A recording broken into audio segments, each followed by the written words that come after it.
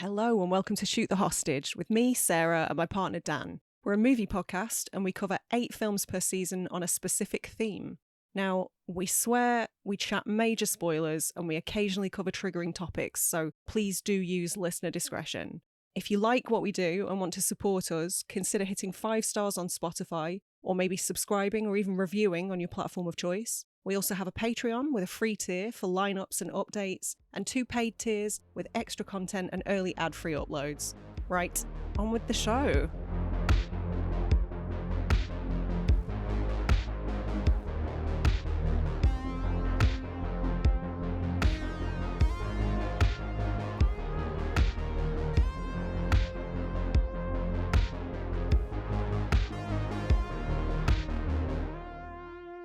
Sarah, it's the penny, and we're back in Garland. Alex Garland. I knew you were going to find an excuse to say penny. Yeah, because it's the penny. Because it annoys me, and you enjoy that it annoys me. Why does it annoy you? The penny. I don't know, because it's become your thing. Because it's not correct. No, That's why, isn't it? No. No. No. Okay. It's a very defensive way of saying no, Sarah. I don't know what you're trying to suggest, as if I'm some sort of pedant. You've admitted that freely on the show many times. I could put a right. supercut together now, you saying I'm a pedant. All right, but ironically, my username on eBay is hopeless pedantic, which actually is really grammatically incorrect. Oh, is it? Yeah, but it was a play on Hopeless Romantic. Right. By the Bouncing Souls. That's a song? Yeah. The Bouncing what? The Bouncing Souls. They're a punk band. Like the shoe? I assume that's Soul where of they the got the shoe? name. No, well, it's spelled Souls. But Right. Okay. it's fascinating, isn't it? Should we talk about Annihilation? Let's talk about Annihilation. As we said, the second Alex Garland movie we covered Ex Machina in your trap season, wasn't it? Yes. Okay, so you've chosen both the Alex Garland movies. That's interesting. Yeah, I like Alex Garland a lot. I know you do, but I love Alex I Garland. know. So let's see where this chat leads, I guess. But yeah, mention it's the penny, so we've got one more after this. You've chosen to put Annihilation in this spot. Yeah. 2018 it came out. When did you see it when it came out, and why did you put it here in this season and in this spot? I put it in this spot because I suspected this season would be pretty hard going for you. And so I thought I would reward you at the end of the season with a few films that I know you like. Right. Yeah, I thought you was going some of these films have been pretty heavy going, so I thought I'd lighten it up with Annihilation. Yeah. Movie about self-destruction. But yeah, sure. So you put it here because you wanted to end on a couple of movies that you knew that I liked. Yeah. Thank you. I got the Messiah of Evils out of the way straight out the gate. Yeah, your picnics, your messiahs. Yeah. Your Lynch. Mm-hmm. Yeah, good Lord. So this is pudding. This is dessert for you. Well, this is a lovely treat for me. Tasty. This is a can of cherry soda with a bag of jelly tots and some chocolate spread. Ooh. Lovely. That's very specific. Yeah. It's almost like I actually eat those things. It is, yeah. Chocolate with chocolate spread on and some jelly tots in it. I don't know how you don't have diabetes. I'm positive. Mm-hmm. Yeah. Yeah. Just will it away. Look, life is hard. We've got to get our dopamine where we can. Yeah. It could be worse. It could be worse than jelly tots. If that's double chocolate and jelly tots, then that's all you. Yeah. That's fine. But yeah, I chose it because I am a big fan of Alex Garland. It's funny, we were talking about this the other day a little bit, and I said that I don't even know if I'm aware of what Alex Garland looks like. Really? I don't even think I've seen an interview with him, which is fascinating to me because of all the filmmakers currently working, I think he covers some of the themes that are my favourite. Like, he doesn't shy away from really heavy shit. He makes movies about technology and politics and trauma and, you know, some really cool sci-fi tropes. And he doesn't seem interested in small talk. No. If you will. So I think he's not like one of my favourite directors of all time or anything, but I think if I had to make a list of 5 people I want to go for a pint with, he would be on there, because I think he'd be fascinating to talk to based on his work alone. I do know what he looks like, because Okay. I feel like I've probably watched all of the interviews he's done. He doesn't do a lot. I was going to say, haven't like, seen all of them, it surprises me that I haven't seen them, but then maybe he's just not big on the spotlight. No, I get the impression that he does the... Oh, you're right there. What's that? My glasses? No, that was The my toy? coaster. Oh, it was your Hellraiser coaster, was it? So we'll edit this all out so we can maintain the professional look of the podcast. What was I saying about Alex Garland? Before you rudely interrupted me. I'm so sorry. Something about you've watched most of his interviews, consumed all of the Alex Garland content. I can't remember what I was saying. I know what Alex Garland Garden. I can't even pronounce his name. I know what Alex Garland looks like. What does he look like? He looks like a man who wears a jacket. Okay. That doesn't really narrow it down. He's got kind of short hair, dark greying. Okay. Cool. Doesn't really alter my opinion. I don't know why I asked. Yeah, I didn't see this film immediately after release. Did it get a cinema release in the UK? I'm not sure it did. I don't think that it did, because I had my memory of this film, I've only seen this once before. It's only my second viewing, and I thought that this was a Netflix original.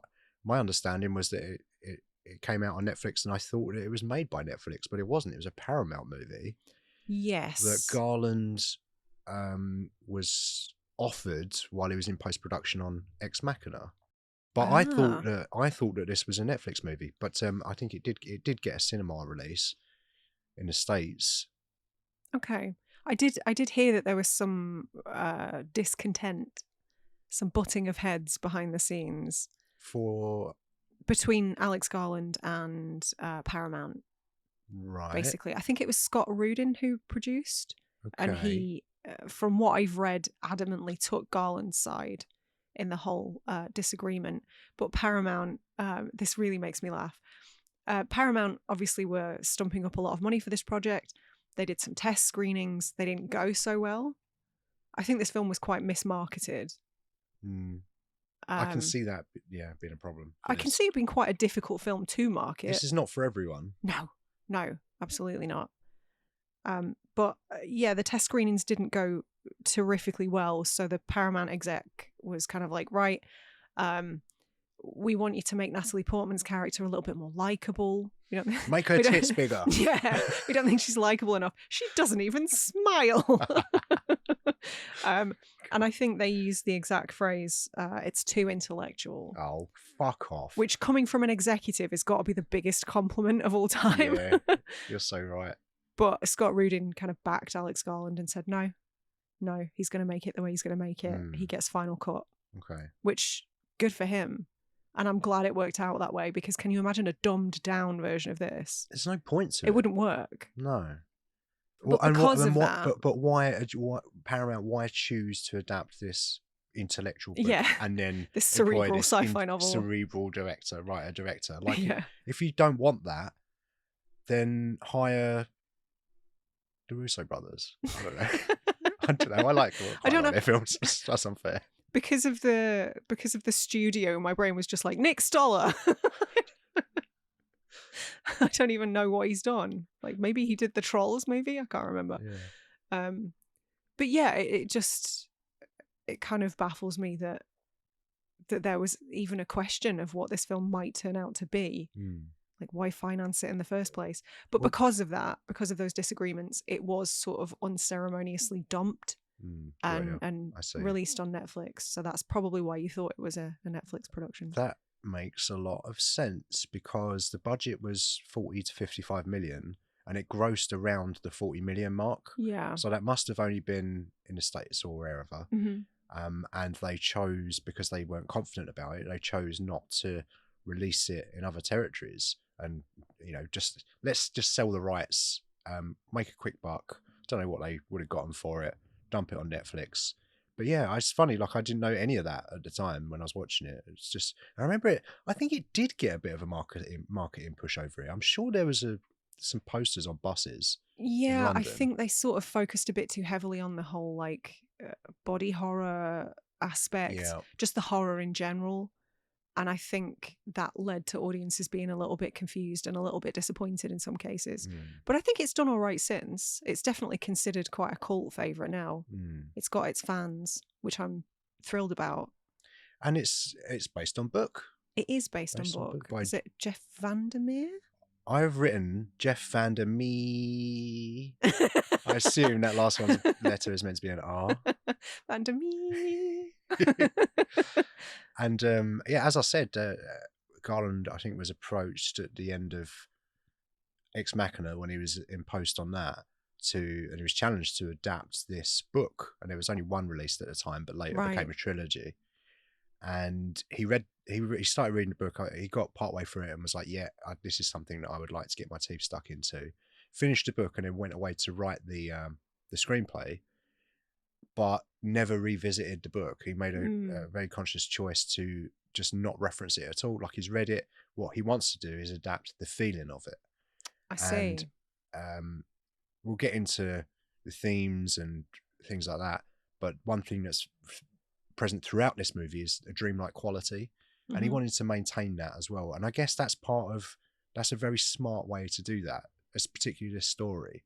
And that's why it's in liminal space this season. Because it does feel quite dreamlike. Like the Shimmer itself is very liminal, but not in a way that we've seen so far this season. And not in a way that gets talked about very much.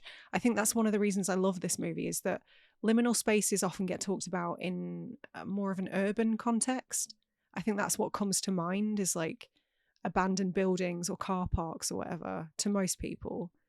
But this absolutely counts, I think.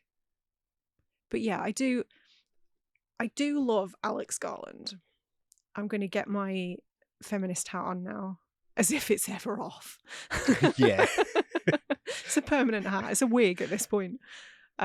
It's a big hat like David Lynch wears. Yeah. War. R.I.P. Oh. I'm sure the hat's still fine. If that's any consolation. I don't know. Kale's probably got it. Oh, I hope so.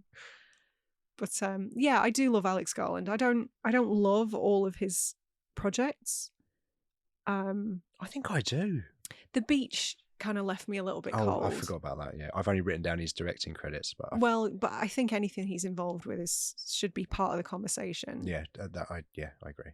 But that was the first. I think that was the first Alex Garland thing that I ever consumed, because didn't he write the novel? I know I read the novel. Yeah. Just before the movie came out, because that was huge. It did really well. I think we might have spoken about that in our Ex Machina show. Probably, yeah. Yeah. But yeah, obviously his ties to Danny Boyle. That's quite exciting. He's tied to Danny Boyle? Does Danny know about this? Not physically. It would explain a lot. Metaphysically. No. What's your favourite Garland thing then? Ooh. Maybe this. Oh, yeah? Maybe this. Yeah. But it's really hard to say, because I love Ex Machina so much, and I loved Civil War. We've seen that a couple times now, and I think that was super underrated at the time. Yeah, I agree. I think maybe much like Annihilation, actually, that's going to be one that people revisit and reappraise over time. So. Super kind of smart. He's just a smart filmmaker, isn't he? And he's very passionate about the things that he chooses to adapt. He certainly seems to be, yeah. Hearing what his process is, basically, is he gets obsessed with something, and then a story jumps out to him, and then he tries to adapt it, and he's obsessed with this thing up to a point where the film's finished and he's like, I never want to think about this thing again. And then moves on to the next thing that he's started to become obsessed about.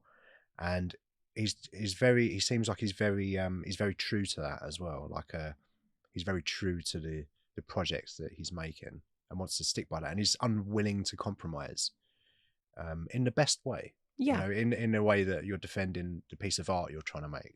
But that's kind of, to me, that's what makes I'm not saying he is one, but that's what makes an auteur. Yeah, I agree. That's the difference between an auteur and a director. I think he's my favourite filmmaker at the moment. Is he? I think so. See, I know I said, like, I think he's great. I think he's incredibly talented, but I wouldn't put him in my all-timers. But that's predominantly because I didn't love Men. I thought Men was good. I thought it was good, Yeah. but I didn't love it. Yeah, it was. Considering I really like Jessie Buckley, really like Alex Garland, the whole idea behind it. I don't like men. It's a movie all about them, Sarah. That's why you but they're all Rory Kinnear. I love weird movies. Yeah. I love stuff that incorporates folklore. It's one I probably should revisit. I liked it. It was very beat you over the head. It wasn't a very subtle movie. Not in the slightest. But I liked it just fine. It wasn't my favourite. But that's kind of what I mean. Because of the presence of things like that on his back catalogue, that's what gives me pause. And like Warfare, I thought was great, but I'm certainly in no rush to ever watch it again. Yeah. Well, I feel like Men took a pretty big swing and did some pretty weird things in that movie. And for something like that to get a cinema release always makes me happy. It does make me smile to myself a little bit thinking about someone's auntie that's coming in to watch the film with their whatever, and they've got no idea what they're watching. Had to TiVo Coronation Street just to come out, and then they're seeing Rory Kinnear as a baby. Like does that happen in that film? Maybe a child. I think his face is superimposed on a small child. Yeah, at one point. Yeah, that's amusing to me. I think image. You're talking about the people who left my screening of Midsommar 10 minutes in. Right. Yeah. Which part? 10 minutes? Oh, I was after the the family stuff. Yeah. Okay. I don't know what they thought they were in for, but it wasn't that. I wonder if they went to see Hereditary. I know which part they would have left. Oh, good Lord. I doubt it. But yeah, some films aren't for everybody, and I think Alex Garland's output is definitely on that list. I guess so. But you can't argue, like, there's some all-timers of their genres. I completely agree. I don't think his films are ever going to be considered mainstream. No, which is, I hear what you're saying, and which is why it's a bit curious that he's linked to this Elden Ring movie. But you said he's a big gamer. I know that when he wrote 28 Days Later, he was in part inspired by what he'd seen people living in poverty and stuff around the world, but then also he played a lot of Resident Evil. So I guess he was just merging those two things to a degree. So yeah, he likes the game, from what I can tell. So maybe he's just got a vested interest in the project then. But I sort of, on the one hand, I'm dubious, but on the other hand, I'm thinking, well, if he's linked to it and he's accepted it, then he must be relatively comfortable that he's going to make the thing that he wants to make. I just hope it doesn't lead to a load of conflict and a shit movie. Well, where it ends up being directed by Alan Smithy. I feel like he's got enough clout within the industry now that he can probably comfortably make the film that he wants to make. He'll try. Yeah. He will give it his best. And also, people know he's not a big money spinner at this point. So if that's what they want, then surely why hire him? Yeah. I know. We'll see. Maybe this will be the first ever good video game movie. Hey. What about Need for Speed? Maybe this will be the first ever good video game movie. But I bet Rami Malek's not going to take his pants off in I hope not. Sexually assault a woman in an office. It's a weird movie. But maybe it's good. Maybe Dominic Cooper will be in it with really tall hair. Yeah. No, he was in Warcraft. He was I don't know what he was in that. Some guy with armor or something. I think my favorite Garland thing is Devs still. Whenever I sit down and think about it, that's the one I'm like, that's the one that my jaw was on the floor. Well, yeah, just the quantum computing stuff is fully up your street, isn't it? Yeah, the whole determinism thing, like that. Yeah, it's just, I loved every minute. I'm really looking forward to rewatching that actually. And I was thinking, I wanted to buy it, but you can't. I'd never heard of it until you said, "Oh, let's watch this thing." Oh, really? Which is crazy. Rare. Yeah. Never in the conversation, which it really, really deserves more eyes on it. I thought it was fantastic. 100%. But again, that's sort of one of the things that I wanted to talk about, and this is why I wanted to put my feminism hat / wig on, is that I think he's probably one of the best male directors currently working who writes such brilliant roles for women. And if you think about it, his films are like predominantly populated by women. I mean, this one is the best example of that. But also Ex Machina, the focus is really on Ava. Alicia Vikander. She's sort of the core of the movie, even though everybody around her is a man. Civil War is, I mean, there are male characters in it, but the two main characters are the female photographers. Yeah, cast number one is it Kirsten Dunst? I would imagine so, yeah. Kirsten Dunst and Kaylee Spaney. Yeah, of course. Devs, there are incredible roles for women, like even side characters, like the actual developers, that you wouldn't necessarily expect to be female roles. He finds a way to include them. Yeah. Men, obviously, he's clearly interested in gender and gender politics to some degree. But I don't know. Can you think of a better male director / screenwriter who creates better roles for women? Christopher Nolan. He's obviously I'm going to throw something at you. Yeah, he writes great roles for women, but they all end up dead within the first 10 minutes. They're never in the film. Yeah. But they're mentioned. They're the catalyst. They're the reason for the whole story, Sarah. So when you think about it, they're the most important ones, even though we don't know their names or ever see them. He's good. He's great. Like, he's unparalleled at writing dead wives. Yeah. The what if she's dead? But I think when it comes to this sort of conversation, so many people mistakenly and outdatedly kind of go, "Oh, but like Joss Whedon." No, Alex Garland is what Joss Whedon thinks he is. He's writing meaty roles for women. I remember Joss Whedon everyone praising him for female characters because he wrote Buffy. But is it more that he just puts women in his stuff rather than? I haven't seen enough of his stuff to really judge it, but I wonder what the difference is there. Because with Garland, I've seen all of the stuff that he's made. Yeah. I can see that all of his characters, regardless of gender, are complex, interesting characters with backstory and make interesting choices. And I'm guessing that's not really the case with. Is it more of a surface level? This is a badass woman, and that's good. Yeah, and we probably didn't see that much of that. In the 90s when Buffy came out? So like early 90s. The movie came out in 92. The TV show, I want to say, was like 97 when that started. So yeah, there hadn't been a huge amount of that sort of stuff outside of, like, I don't know, Cynthia Rothrock movies in the 80s. Yeah. Which was, again, pretty one-dimensional. But I don't know, a lot of people still point to him because he makes women central to his projects, but they're all like overly sexualized and often a little bit infantilized, and I don't love that. And also, knowing what we know about Joss Whedon now is not great. Yeah, it doesn't help, does it? It doesn't. It sure doesn't. Whereas this is why I think Alex Garland is such a good example of that, because, like, running through the projects we've name checked already, they're also different. Yeah. It's not just like, this is a badass woman. They're all so different and complex. Like, in Annihilation, all the women are, like, intelligent and capable and hold their own without being two-dimensional or caricatures. Ex Machina, she's kind of a male projection. Yeah. She's conniving. She's sort of appearing as they want her to, which I find endlessly interesting.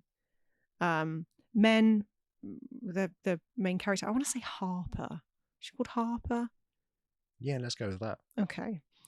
She's troubled, flawed, very complex character, traumatized.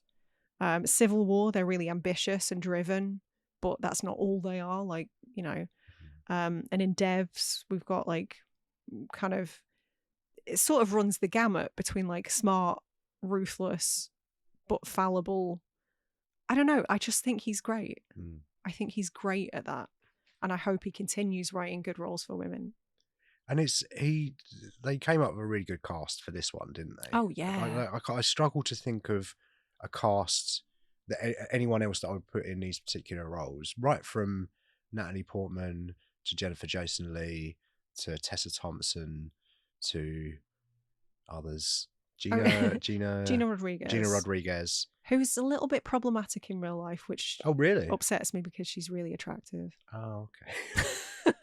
That is bad for you, isn't it? Yeah, it's not ideal. That sucks for you. Selfishly, it sucks. Yeah, really good actors in this, and do really good work with, I guess, some of them. All of them outside of Lena, you don't really learn much about them, only what's revealed by them, or contextually. Mm-hmm. So it must be quite difficult to portray something. And I'm thinking about Tessa Thompson maybe in particular, that there's a few things about her character that's slowly revealed. I wish she'd been given a little bit more to do. Yeah, same. But it worked. So you don't need to put anything else. I got everything I felt that I needed to from that character. And she was sort of pivotal. We'll get to this later. But okay. Yeah. So the setup for this movie is Lena teaching, or we get the impression she's some sort of lecturer. She's a learner. She learns people. Educates people in some capacity. I don't know who's getting anything done in her lessons, because I can't imagine there are many people who look like Natalie Portman in that field of work. It'd be very distracting for most people, I imagine. Yeah. But I thought that was a really interesting way to sort of open the movie, because I think one thing I love about this on rewatches is that you're given all of the information within about 10 minutes. But on first watch, it's almost impossible to piece it all together that early. You'd have to be... Yeah, lazy breadcrumbs for you. Yeah. Which, I've seen this movie 3 times now, I think. Have you covered this before? No, I haven't. I thought you had. No, I've talked about it on a show, but I've never dedicated a full show to it. But yeah, I think possibly I've liked it a little bit more with each rewatch. I think it's very rewarding on multiple watches. Which is rare. I think it's so dense with information that I can't see myself getting tired of it anytime soon. But it's not something I'm going to watch like yearly, for example. It's not a yearly watch, is it? No. It's pretty dark for that. Yeah. It's not Empire Records. Or is it dark? We'll get to that. It depends on how you feel about certain things, which we will touch on. We will. I guess not bleak if you're you. We'll get to it. Okay. Stop trying to spoilers me. All right. So going back to the opening, we've got this discussion kind of a lecture between Lena and her students, where she's talking about these cervical cancer cells that are dividing. I think she says from a 31-year-old patient. And I did a little bit of research on this, because there's a flashback further on in the film where I think it's her and Oscar Isaac sitting on a sofa and they're just independently reading. And because it's Alex Garland, I was just like, what she's reading must be relevant.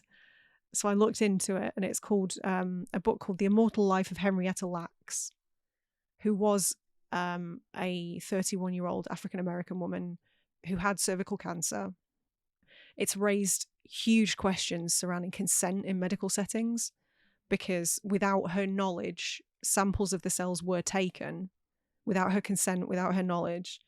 And it turns out that these cells from the tumor sample that were removed didn't die as expected, but instead they continued to divide like indefinitely.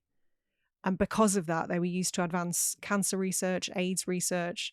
Like they've been pivotal in treatments in the years since. But she died at 31, and her family were kept in the dark and lived in poverty while the scientists and medical practitioners got rich off of her, which kind of sucks. But that's perhaps a different conversation for a different show. But I did find that really interesting. Like, again, it's laying these breadcrumbs very, very early on. And if you know what's happening, it's really interesting when you put everything together, I think. But I found that fascinating. I went down a whole rabbit hole there. Yeah, I guess they do introduce the notion of the replication early on in this film, and it plays throughout. So I do love the relevance there. And then shortly after that, we get a conversation between her and a co-worker. Dan. Dan. Fuck Dan. Whose partner is called Sarah. Yeah. Dan's my least favourite character. He's a prick. Yeah, he's not great. No. Initially, it's just like, oh, he seems nice. And then things are revealed further down the line. It's like, oh, no, don't like you. Yeah. She's having an affair with him. Yeah. And I guess that's her thing, right? Because I guess we learn about the main characters in this, the women, who don't have actual names in the book. They're just... Do they not? No, they're called by their profession. Oh. Like their names are their profession. That's how they're referred to in the book. A bit like a Jason Statham movie. You know, that movie where he's called Mr. Beekeeper. Or A Working Man. Yeah. That one was a bit vague. Yes, any job will do. The bricklayer. Yeah. I don't know. The optometrist. We've not had that yet. No. I'm just giving them ideas at this point. It's all going on a piece of paper somewhere. That's interesting. I did read somewhere that the character names came from a different book, but I didn't write the name of it down, so I've only got half a fact for you. I think where I was originally going with that is that they all have their own self-destructive thing, and I think that Lena, Natalie Portman's character, is feeling really guilty about having had an affair. Mm-hmm. And that's the thing that she's like, because she says at one point when asked why did she go into the Shimmer, because she owes Kane, she owes Oscar Isaac. Yeah. She owns him. I bet many people would love to Lucky own Oscar bitch. Isaac. Yeah. But she owes him. So that's my thoughts on what her character's motivation is. Do you agree? Or do you think there's something else to it? Do you think there's also just a professional curiosity to it as well? Because she's a scientist. Biologist? Yeah, I think, Which is a scientist. Cellular biologist, I believe. I think probably all of the above. Yeah. I think you're right. Well, that's my take as well. When she said that she owes him, that is what I took from it. Yeah. And they all have that, right? They're all damaged. Yeah. In a way. And it's interesting that he chose for all of the characters to have that in common. He was definitely exploring, he said this on interviews, he was wanted to explore the nature of self-destruction and how, as seemingly everyone on the planet, he thinks, has an element of self-destruction. Sometimes it's really easy to see and sometimes it's harder to see. I think that's probably true. I think so. And all of the characters have that. I think you've got Jason Leigh. It's our second Jennifer Jason Leigh movie, I believe, after Possessor. Yes, yeah. And she's playing a similar character in this, I feel like, to what she was in Possessor. It was quite very stern and unemotional. Yeah, seems quite cold. Yeah. But in this, I think she offers up at one point that she picked the candidates to put into the Shimmer, so she's got an element of guilt herself, I think, around that. Yeah. Is she also dying? Yes, she's got cancer. Yeah, so there's that. She's literally destructing, and you know, I may as well see this thing and go out on my own terms, which I completely understand that. Tessa Thompson, we learn about her having a history of self-harm, is hinted at. They talk about scars on her arms, yeah. And I think, well, the conversation is akin to like, oh, I didn't realize she was suicidal or something, and the character kind of says, oh, she's not, it's the opposite, it's to feel alive. Yeah. Which is true for a good chunk of people who self-harm. But yeah, we never learn what her trauma is, just that there is some. There is some. But that's all you need to know, really. Yeah. We don't need to be... and that's just one thing I also love about this film, is that we're not overloaded with exposition. The information's sort of eked out as and when we need it. Yeah. And if we don't need it, we don't get it, and that's fine. I can't remember her name. The one who dies first. The one who's like taken by the bear. She's lost a kid to leukemia. So yeah, they're all carrying something. There's an element of nihilism, I think, in all of them. Yeah, for sure. But the thing that kicks this whole thing off is that Kane has been missing for a year. Nobody's heard from him, knows where he is, but he just randomly shows up back at home. But he's got worms in him. He's got brain worms, but not in an RFK Jr. way. Is that what's wrong with him? I wondered what it was. Pick a thing. Pick a struggle. It could be any number of things. You see the video of him recently just like picking up a snake in his backyard? No. He's insane. He's not right, Dan. I know. That's why I don't watch videos about him. But I kind of can't wait for the movie that's made about his life because it's going to be fascinating. I don't think they're going to do that, are they? Somebody will one day, yeah. About RFK? Yeah. I feel like he'll get out of office and no one will remember him at all. But I don't think that's true. He's such a weird character. I think we need somebody like a Craig Gillespie to do it, or even a Matt Johnson, where they take like a really comedic tack on the whole thing. Yeah, now you sold me when you spoke about MJ. Yeah. Not that one. The good one. The one that didn't touch children. Allegedly. Don't want to get sued by the House of Jackson, Sierra. No, they've got considerably more money than we do. But yeah, I think Natalie Portman's reaction would be the same as mine if Oscar Isaac unexpectedly showed up at my house. Yeah. Shock mixed with pure delight. Yeah. Oh, my trousers appear to have disintegrated. Hello, Mr. Isaac.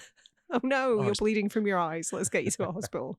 This has gone horribly wrong. Yeah, there's some theories about that actually that I want to touch on. About Oscar Isaac? The fact that, when he shows up, he basically descends very quickly into multiple organ failure. And they can't figure out why. But there are theories that he's maybe like a third copy by that point, and that's why things are off. There's so much going on in this film. I love it. And we also very quickly, maybe like 10 minutes into the film, get that shot of Lena. You see her hands through the glass of water. Yeah. And that's our first introduction to this idea of refraction, which, again, is done so well. But this idea of,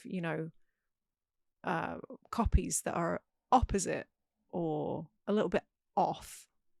Mirror image, but it's not quite right. And I love that. I think that's so smart. Again, I'm giving Alex Garland all of the credit here, but obviously Jeff VanderMeer demands quite a bit of it, I assume. I've never read the book, but certainly Alex Garland's recollections of it seem promising. Very interesting, yeah. Yeah. How much would somebody have to pay you for you to decide to go into the Shimmer? Depends what I have to do. Depends what I'm avoiding.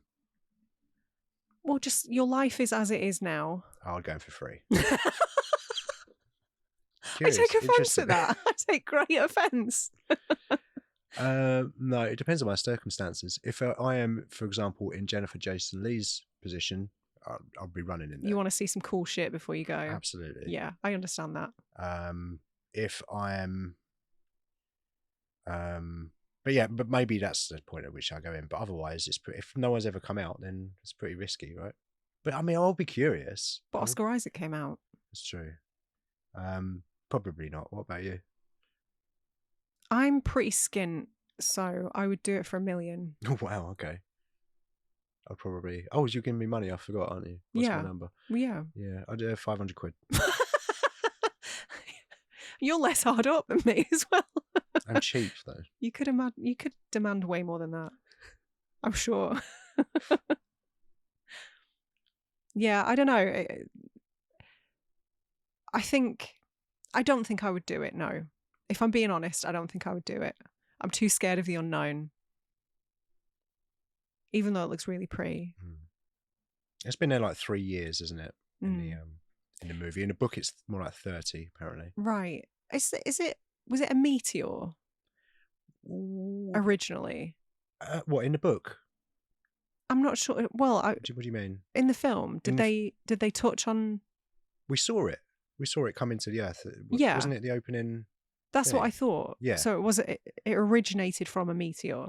What does I mean, what's the definition? Is a meteor a rock? Space debris that falls to Earth. I think that's the alien. I think it's You just think the it's the alien alien, traveling. right? Yeah. Okay. I think it's just an organism that floats through. It's Mork. Infinite. It's Mork, yeah. Coming down in his egg. Played by Robin Williams, yeah. Landed and went nanu nanu and turned everything into flowers and fucked off. Yeah. So when he landed in the lighthouse and his shimmer started spreading everywhere. Yeah, I think that's the life form itself, and it's some kind of. I was thinking about like the panspermia situation where it's creating new life on this planet. Maybe whatever planet that particular thing lands on, it obviously changes what's already there. So if what's there is a single cell organism, maybe it starts dividing that single cell organism. So you could argue that's what it's doing on other planets, is populating them or help seeding, giving them a nudge. The seeds for life might be already there. So I kept thinking about that in this film, and also like where it's going to end up 30 years down the line. This, presumably, this shimmer doesn't ever stop growing. It encompasses the entire planet, and everyone is now just part of this same organism. Well, either assimilated or annihilated. Yeah. I guess those are your two options, aren't they? Which are the same thing? No. No. It's not the impression I get, no. Oh, I agree. I think Annihilation looks very different. I think Annihilation, you cease to exist. I think that's what happened to Ventress at the end. Yeah. Whereas, right. Yeah. like Lena and, I've forgotten her name, but Tessa Thompson were sort of a little bit more open to it and responded less with violence. So they were assimilated. That's my take. Oh, that's interesting, yeah. But yeah, you could argue that assimilation and annihilation are one and the same, because you yourself cease to be in the capacity that you're familiar with, at least. So it is an annihilation of self in that regard, I guess. I don't know. You could sort of look at it like Pluribus. The TV show? The TV show. Yep. Like, if everything is assimilated, are you all one eventually? Like, everything starts to merge and copy, and I don't know. Maybe it's that kind of a deal when you're just all one consciousness by the end. Maybe. But maybe we are already and we just don't know it. And this is a different conversation. This is a Saturday afternoon. I want to ask you about the organism. Okay. And what your thoughts are about, does it have motive? Is it trying to achieve anything, or is it just simply existing? What's your feeling on that? Well, they touch on that a little bit in the dialogue. But they don't know the answers. No, they don't have any concrete answers, but I think it's sort of hinted at quite heavily that it just is, that it doesn't have some grand plan. It's just ended up where it has, and this is an organic process. That's where I land on it. I don't think it has any intentions, good or bad. I don't think it's like, I'm going to wipe out all of humanity. I think it is just this organic thing that's ever changing and ever evolving and mutating. I think that's a bit of a trap that we get as human beings, which you and I both are, Sarah. It's a trap that sometimes that's what human beings would say. I think sometimes we get into a trap of thinking about things in the way that humans think about things. And assuming that all other life in the universe would think the same way. Apply it to it. We're like, well, it must be curious. It must be coming here for a science reason or whatever. But like, no, but you're assuming it's got exactly the same cognition and consciousness that we have. Maybe it can't even see us. Yeah. Maybe it senses us on some level. Maybe it's like Rocky from Project Hail Mary. Yeah, fisting everyone. Yeah. But it can't see. Yeah. It doesn't have eyes. Yeah. Because it can sense. Depends on the environment in which it's evolved. And it's the same with us. How it's best suited to that environment. We see what is relevant for us to see. There's a bunch of shit we don't see. Because it helps us survive in this environment. It's too much information for us, our tiny brains, as complex and interesting as they are. The universe is even more so. So to be able to have a filter is completely necessary. So we forget that other beings. Oh, my phone's gone off there. Top stories. Someone's been killed. Oh no. Hopefully it's Farage, allegedly. Or RFK Jr. Yeah. What was I saying? The rights to his life story might be cheaper at that point. But yeah, no, I think because we always think about things in human terms, but in reality, if there is another, if there's an alien somewhere, another civilization, the probability is that they're probably going to be very, very different to us and have completely different motives, if any. And I think that's what something that I like about this film is it's thinking about an alien in a very different way. Yeah. Almost like a... Like, what's its motivation? Does it even have one? It feels like a mold or a cancer in and of itself, which is interesting because cancer is something that keeps coming up in this film, and I think it's obviously cancer is a terrible thing and it kills humans and it's horrible, right? But from a scientific perspective, it is also fascinating the way that it kind of divides and conquers healthy cells and the cancer absorbs things. The cancer is not right. It's my job to kill humans today. It's not evil. No, we ascribe that ethical, we ascribe that morality to it, but it just exists. It just is. Yeah. And it's just trying to survive, like all of us.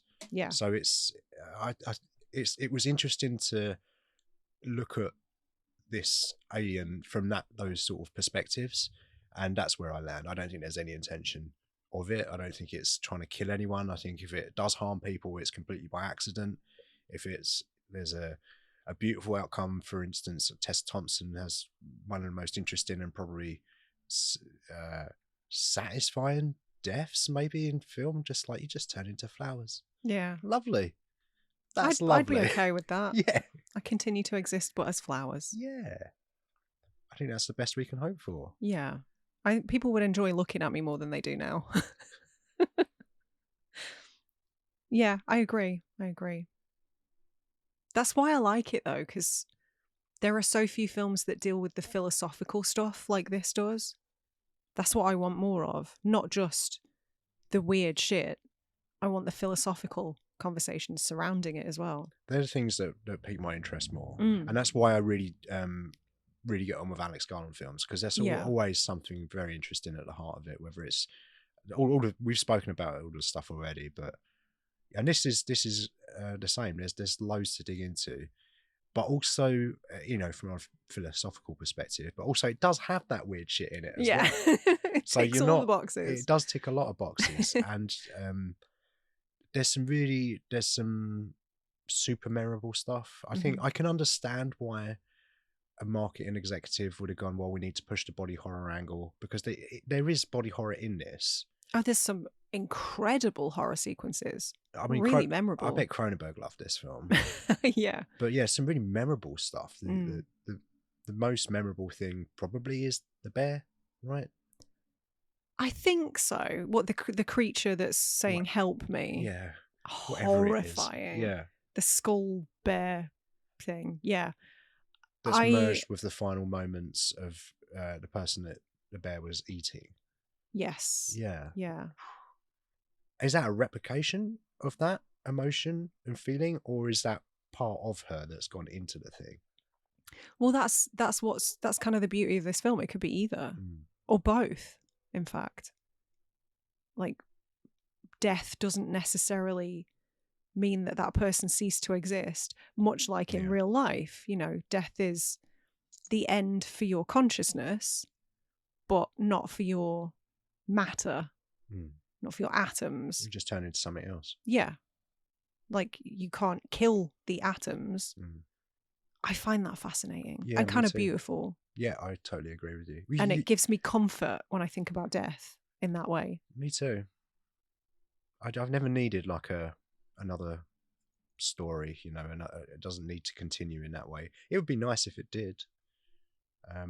But I think just the fact that most likely we will probably just die and there'll be nothing. The fact that you were made from things that already exist and we're here and experiencing it, and then we'll stop to exist on a conscious level, but everything else is still out there and becomes part of the can be, maybe a part of me will be in another person one day. I don't like the way you said that. I didn't say it. That's not how I meant it, all right? Sounds like some sort of sexual threat, Dan. No, I agree. I love that sort of stuff. And hearing you talk just then was kind of reminded me of that monologue, one of the many monologues that Mike Flanagan wrote in Midnight Mass. Yeah, I think about that all the time. Yeah, me too. Yeah. What was your favourite weird shit in this movie then? Is it bear or was it or most interesting? Or what thing do you want to talk about? It depends on your definition of weird, because one of my favourite things was when they discovered like the flower people, the plant people, and they were sort of saying, well, their theory was that they would have like human DNA sequences or Hox gene or something. Hox gene, yeah. That sort of determines our form, I guess. And that they suspected these plants would have the human Hox gene. Fascinating. Never seen that before. No, but it's such an incredible visual and quite chilling, actually. But it was super fun to be, well, in any department, I would say, on this movie, but particularly in set design. Yeah, Very definitely. interesting. And it was shot in the UK. Did you know that? I knew most of it was. Was it all? I believe so. Certainly all of the forest stuff, all of the Shimmer stuff. Yeah, I know they intended to shoot in the States, I believe, but then had to change things because they, the forest stuff just didn't look as good on camera. They didn't get the depth that they wanted. So yeah, I know. Some of it was in Norfolk, wasn't it? I don't know, actually. I don't know exactly where. It wouldn't surprise me if the beach stuff was in the UK as well. It looked quite British. It did. Yeah, the lighthouse felt very British as well. Yeah. Do you think there was a copy of Willem Dafoe at the top? Yeah. Wanking onto a crab or something. Yeah. Slow dancing with Robert Pattinson. Yeah. Singing a sea shanty. That's the crossover I never knew I needed. Something else that I imagery wise I keep thinking about is all of the weird shit I would say is super interesting. Yeah. Crocodile, alligator, whatever it is.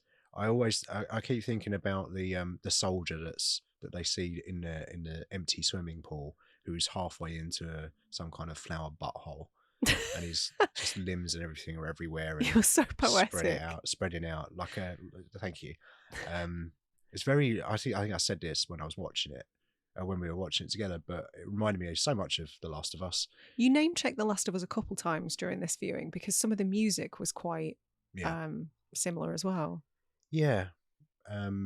So I got those vibes quite a lot. Obviously, since this movie's come out, we've had an actual live action adaptation of The Last of Us, and I think that is quite a lot like Annihilation. Yeah, I agree, of course. But I love that exploration of human organic matter and plant organic matter sort of fusing. It makes for some incredible visuals. Yeah, across both of those projects. Did we first see it with the deer that just has a tree growing out of his head? Well, yeah, there's two of them. And there's two of them. And they're sort of moving in unison. Synchronicity. Yeah. Which sort of, in a way, kind of mirrors the scene at the end with Lena and her double. Love it. I love this movie. Have I mentioned that? It's so good. Do you think the Shimmer is an ally? Just given that we're recording this at the start of Pride Month.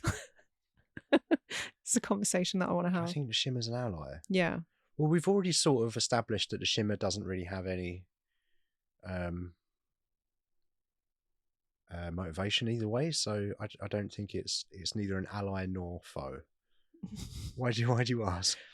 Well, because I think there are some strong arguments to be made that there are some pro-LGBTQIA+ readings of this film. Oh, okay. Ooh. Especially in the idea of like metamorphosis and who even is your true self, and I don't know, there's some interesting stuff going on there. and also a ton of rainbows. Like the Shimmer is Yeah. basically a big old pride flag. But I don't know. I think that's the mark of a really well-made film, that you can have. There are multiple potential readings that you can take from it. It gives you just enough to make it interesting. Yeah, and I'm sort of half joking when I talk about the LGBTQ plus stuff. I'm not saying that that's not a valid reading. I think it is, but I don't think any of it was intended. And I am, of course, joking about the Shimmer being rainbows. I'm glad you cleared that up. But I don't know. I thought about that earlier, and it struck me as quite interesting. What do you think about the performances in this? We ran through the cast, but we haven't really talked about the performances. I really enjoy Natalie Portman and Jason Leigh. I hate think Dan. they're Dan's great. a prick. Dan's but the actor's probably very prick. good, because the character's meant to be a prick. Yeah, but my accent klaxon was going off in the back of my brain. Did he have an accent? Well, he was speaking in an American accent, but my brain was just going, he's British. I think he's British. Right. I forgot to verify, but yeah, that's always distracting. You're definitely going to be right there. What about, what performance sticks out to you? Well, Portman, obviously, is the gold standard here. She's fantastic. It when she shot that weapon at that crocodile. It was really hot. Yeah. It was kind of hot. Yeah. Right? Yeah. But one thing I will say is I find it distracting whenever Natalie Portman's in anything, because I'm always reminded of what a loser Moby is. And then I can't stop thinking about that. Well, he dated Natalie Portman, didn't he? No, he told people he did. She adamantly denies it. Why would you? That's crazy. I don't know. Yeah. Moby. But I'm always reminded of that whenever I see her. And I'm gutted for her to have that association. Whenever you bring up Moby, my brain only ever hears the name Moby said in David Lynch's voice. Oh. I saw a video about a year ago where they were doing some collaboration together, and David just kept going, "Hey Moby, if you just move over there." And just the fact that he was calling him Moby in David Lynch's own accent was very amusing to me. So whenever I hear Moby, I hear David Lynch going, "Moby, hey Moby." That's weird, because I hear Adam Buxton's voice in my head. So, Moby, Moby, Moby. John Malkovich. So yeah, we're coming at that from very different places. Are there any other performances that stand out to you? Oscar Isaac doesn't really get a whole lot to do. No, he's not in it that much. I did read that he was also filming Force Awakens at exactly the same time. Like, he had the same trailer and would film for both movies on the same day sometimes. So I think that sort of gives you a good indication of the fact that he wasn't, like, it wasn't a character you needed to get lost in order to make it good, I think is what I'm saying. It wasn't about him. No. He helped serve as a catalyst for the story, if you like. Oh, an inverse Nolan. I like it. Yeah, but it wasn't really. He was very good because it was Oscar Isaac, and he came on, and you understood a lot about that character and the sadness and the tension. There was obviously some tension between those two as well in certain scenes. I think he did a pretty good job of very clearly delineating between flashback Kane and current Kane. Yeah, that's a really good point, actually. Yeah, it was a very marked difference between those two performances. Yeah. One quite flat and one obviously human. Yeah. And you could tell the difference between those two characters. Not necessarily... I don't know actually what the ending means. So maybe we won't get into that. Okay. There was a couple of things we put a pin in earlier that I've forgotten about. What were they, Sarah? Oh, good Lord. Am I going to have to start taking notes during the recordings now? I think so. I've forgotten. Don't put me on the spot like that. So have I. Sorry. As though my brain isn't also full of holes like a goddamn sieve. But yeah, I think all of the performances are so solid and so well-rounded in this. And I think obviously he's working with talented actors, but it probably also speaks to Garland's talents as a director. Well, he in this interview that I watched this morning, he mentioned about the various people that come in, and working on a film, and it's not a director is not the be all and end all. Everyone brings different things to it. It depends on your perspective on how much involvement those people have. But one thing he said is when the actors come on board, it then becomes their character, and they'll add things that you never thought to add. So he's clearly allowing enough freedom there to bring a performance. They're the best kind of directors, the ones that kind of are open to it being collaborative, I think. Yeah, it's like we're all working within this thing because this is what we're trying to achieve. And as long as the director has communicated that, which is probably most of their job, then and the actor has agreed, and then you have this sort of contract that you're both agreeing to serve the story. As long as those character choices do that, and they don't Jim Carrey the shit out of it, then that's great. You know, it's all about the subtleties, I think, and I think you get that quite a lot in his films. Yeah, and I think my main ones is Portman, Jennifer Jason Leigh. It's their show. I think it's mostly Portman's show. Would you consider Alex Garland to be an experienced director at this point? Or, well, at the point at which he made Annihilation? Well, the point he made Annihilation, well, this was his second movie. Well, that's what I mean. Second movie he's directed, but he worked in film for about 15 years at that point. When was it 2018? No, probably more like 20 years. Wow, okay. After, obviously, because these novels were adapted, and I assume there was a certain amount of... Well, he definitely would have been talking to directors and producers and stuff, so he was involved in the process for a long time. And then Ex Machina was his first true directing credit, which was 2015. There are rumours that he... yeah, whenever. There were rumours that he co-directed Dread. Oh, but yeah. I don't know how much truth there is to that. It could just be nothing story. I mean, do you know what, though? Visually, some of that would make sense. Yeah. Especially there's some crossover between that and Annihilation. I'm thinking specifically of like the drug sequences in Dread. Right. The slow-mo stuff. Yeah. Like I could see that being true. I guess. But who knows? I think on paper you would say no, he wasn't an experienced director, but I think, yeah, absolutely. Because it's not like... not a director, I don't know what the fuck I'm talking about really, but it's not like you do a job and then you learn everything on that job while doing it. Ideally, you've learned a bunch of stuff beforehand, which has led up to your experience. So I think he had enough experience, clearly.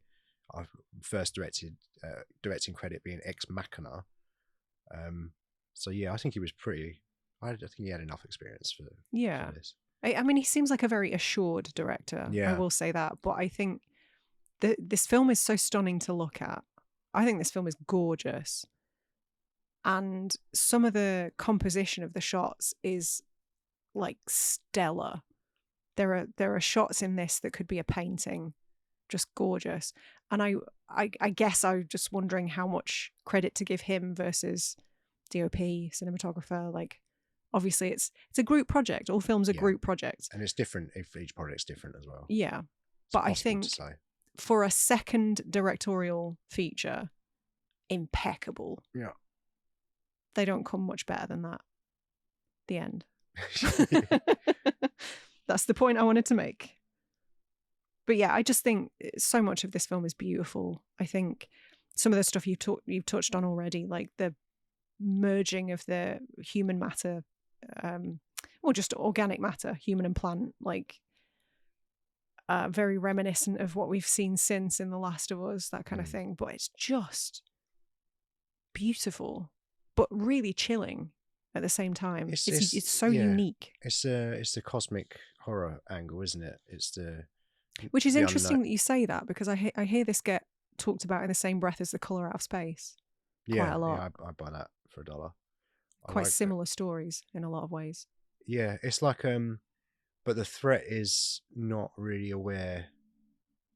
I like the idea that the threat is potentially not really aware of what it's doing, and we don't understand it, and the only reason we feel that it's bad is because it's an ending to what we think we are.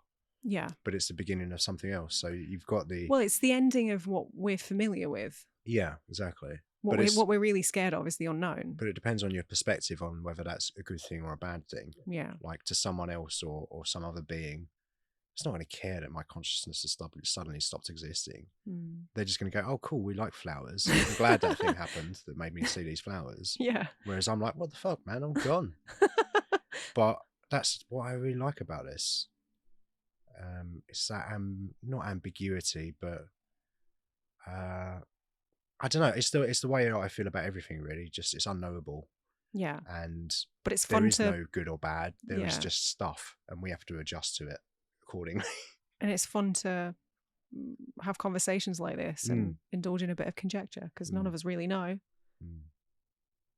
But I think something else quickly that I want to mention that this film does really, really well is just attention to detail. And one of the things that I think it makes it for such a rewarding rewatch are these little things that you don't necessarily notice the first time. Like the tattoo that you pointed out to me. Like the tattoo. I didn't pick that up. Well, there's a scene in which, like, current Lena is being interviewed by Benedict Wong, and you see a tattoo on her forearm, but we know she doesn't have a tattoo there. So immediately we know something's off. And then further into the film, it's sort of revealed that that same forearm tattoo is on Gina Rodriguez's character. So you know that there's been some mutation and some copying going on already. But I thought that was just a really nice visual representation of it. That's super subtle. Like, it's absolutely not shoved in your face either. And on further research, I realized, because I wanted to know what the tattoo was, it looked like an infinity symbol to me, or a figure 8, which kind of is the same thing. The snake eating its own arse. But I didn't realize it was a snake. It's a Ouroboros. Ouroboros. But in an infinity symbol. Such a cool idea for a tattoo, I have to say. I'm tempted. But just the notion of the fact that it's not just an Ouroboros, which would be, like, traditionally would be a circle. It's also an infinity symbol. I love it. Yeah. I love it. Of all the things it could have been, that's so cool. But also little details that I didn't actually pick up on until the third viewing, this viewing. One that sticks out in my mind is when they end up at, I can't remember what it's called, something Reach, and they find the video camera. Reach. But they find the video camera with Kane's military unit, and he's kind of cutting the guy's stomach open, and the intestines were worms. But there's a scene in which, towards the end, Lena finds another tape when she's in the lighthouse, and it's Kane again, but his accent is completely different. Yeah, I noticed that, actually. I didn't notice it until this viewing. Like, he's gone super southern. Southern, yeah. I'd love to know whose choice that was, because that sort of gave me chills. Like, when you just see the progression and how much, like, which number copy are they up to? Yeah. What's changed at this point fundamentally? It's so interesting. Yeah.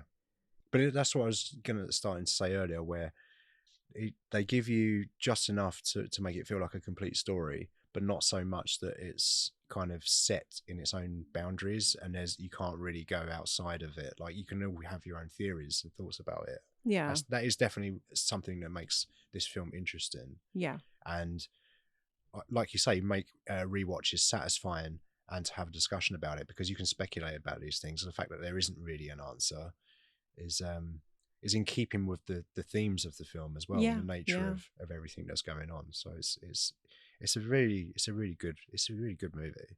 It's not my favorite Garland, but it's up there. It's Dev's.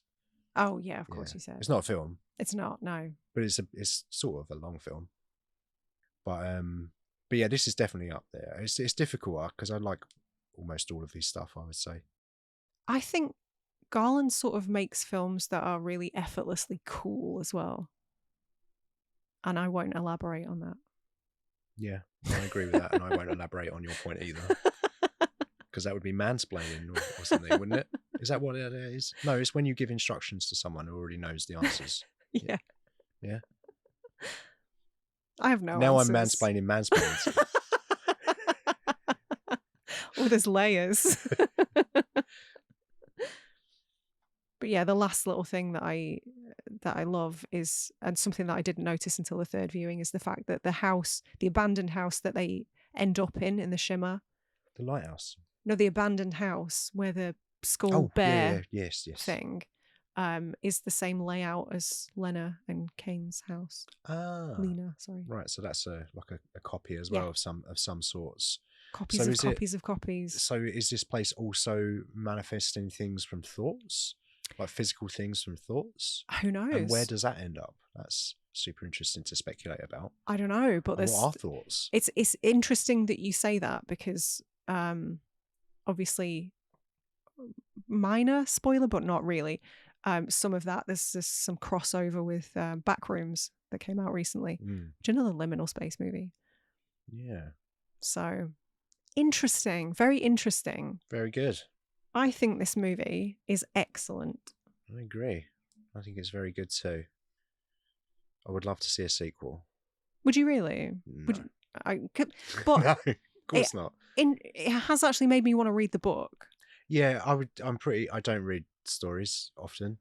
If I'm going to read it, which is pretty rare, if I'm going to read it, it's going to be a book about how films are being made. Yeah, that's the word. I don't even know the name for it. So let what I read.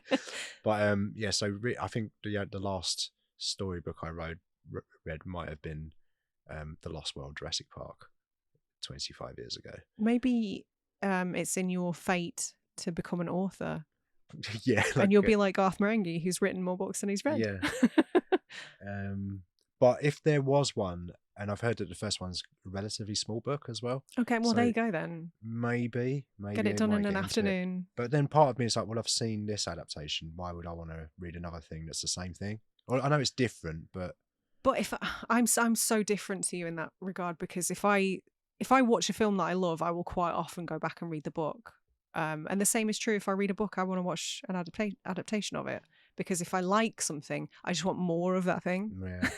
I want the next thing. Yeah, which is very representative of our personalities. Yeah, I'm done next. Yeah, exactly. Whereas I'm just like comfort in the same things. Yeah.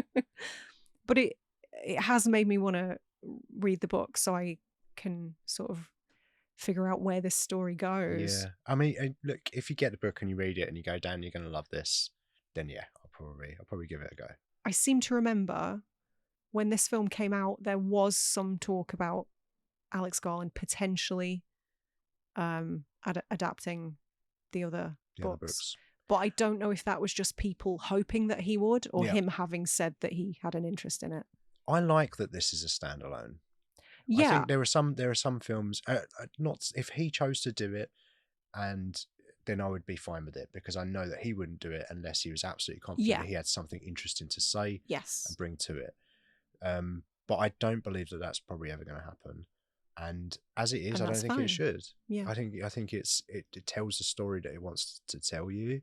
It shows us new things. It ends on an ambiguous note, but it's also it's a closed story. It's a closed story. Yeah. But the ambiguity is something a lot of audience members had an issue with initially. I mean, what the ambiguity being that we're not fed all of the answers. We don't know everything. Some people want to know everything so that they can put a pin in it. What things aren't answered though? I mean, it's outside of what this thing is and where it's come from and why it's here. Well, yeah, I guess that's a big thing. For yeah, people. Yeah. That's what people want to know. Yeah, I guess so. That just never occurred to me as being a problem at all. Actually, I found that was one of the most interesting things about it. No, I think this film is a closed loop, like an Ouroboros. Yeah. Yeah.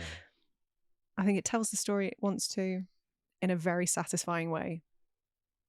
And I'm good with a little bit of ambiguity.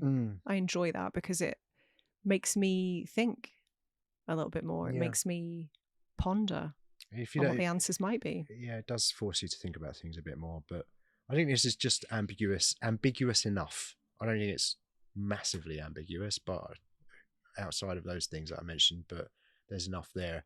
And the way that it ends on a note to make you think, well, what's going to happen next? But not in a way that I must see it. Yeah. Just in a way that it's interesting to think about. Mm-hmm. Like we touched on earlier, where does this thing end? Are we better now? Does this actually make us better? Is this a good thing? Is this a bad thing? I don't really land either way on that. I think it's just a thing that's happened. And I could do with being a little bit less emotional. Yeah. I'd be open to it. And the movie ends and you see a little bit of a shimmer in her eye. So there's questions about who she is, how much of original Lena is there, what's remaining. Well, even they don't know. How honest is she being? Just does she even know? So like I guess that's the ambiguous nature of that ending. But again, fine with it. Fine. And we get that gorgeous sequence of her and the dancer kind of mimicking one another, which gave me big Under the Skin vibes for some reason. Yeah. But yeah, I will continue to watch this film. It's not going to be super regularly, but I enjoy it a lot. I think more people should watch it. I think more people should be open to a little bit of ambiguity. And a little, this is about as far away from a second screen movie as you can imagine. And I think we're kind of crying out for that at the moment. I totally agree. I think if Alex Garland made a second screen movie, it'd come out in some sort of rash. I don't think he's even capable of that. No. And I think that, I totally agree. This is maybe the best example of a movie that you must give your focus to. Yeah. It feels old-fashioned in a way. It's like it's a proper movie. It's a real movie. It's what movies should be. Yeah. It's interesting and detailed and rewarding as long as you're paying attention. If you're not, then you're going to hate it. You're going to go, why the fuck is this happening? Gen Z might not enjoy it. Yeah, who cares? Good one. Good one. It's a good one to end to have in the penny position. I think so. But we do have one more. We do have one more. What are we doing for the final episode, Sarah? Well, this is all for you, baby. Is it? Yeah. Because you're not a fan of John Carpenter? I'm a massive fan of John Carpenter. Look, it's not 100% altruistic, but I did choose this with you in mind because I know it's one of your favourites of his. We're covering Prince of Darkness. Yeah, about bloody time. We had to.